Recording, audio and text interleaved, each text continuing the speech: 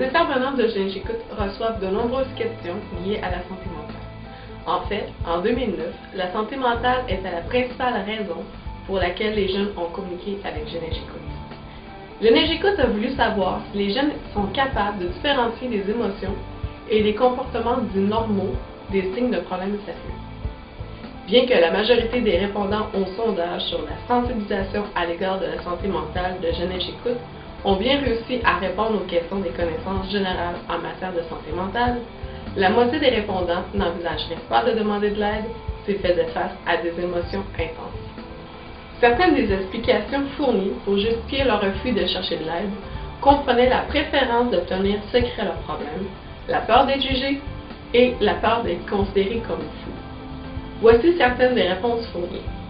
Parce que je ne veux pas ennuyer mes proches avec mes problèmes. J'ai peur que personne ne se soucie assez de moi pour m'aider et que je devienne un fardeau pour ma famille. Je me considérerais comme faible de ne pas pouvoir régler mes problèmes seul. Je rendrais les gens tristes et penseraient que je suis brisée. Je n'ai pas assez confiance en personne pour parler et je ne veux pas paraître pour un autre.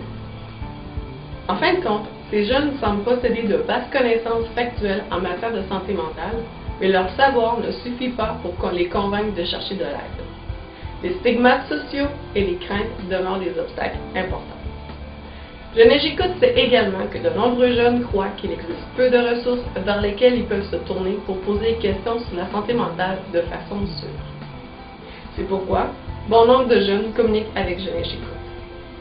Les jeunes répondant au sondage ont mis en évidence l'importance cruciale d'un service anonyme et confidentiel. Les résultats indiquent 3 conditions clés qui doivent être satisfaites afin d'envisager de chercher de l'aide. Être certain que les propos tenus seront gardés secrets, savoir que la personne n'exprimera pas de jugement et savoir que l'aide nécessaire pour se sentir mieux peut réellement être obtenue. La santé mentale est l'une des nombreuses questions abordées par les jeunes Canadiens lorsqu'ils communiquent avec Jeune J'écoute.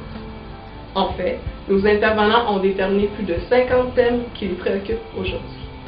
La marche pour Jeune J'écoute le dimanche 2 mai est donc une activité de financement essentielle pour s'assurer que l'organisme continue d'offrir aux jeunes l'aide immédiate, nécessaire et méritée.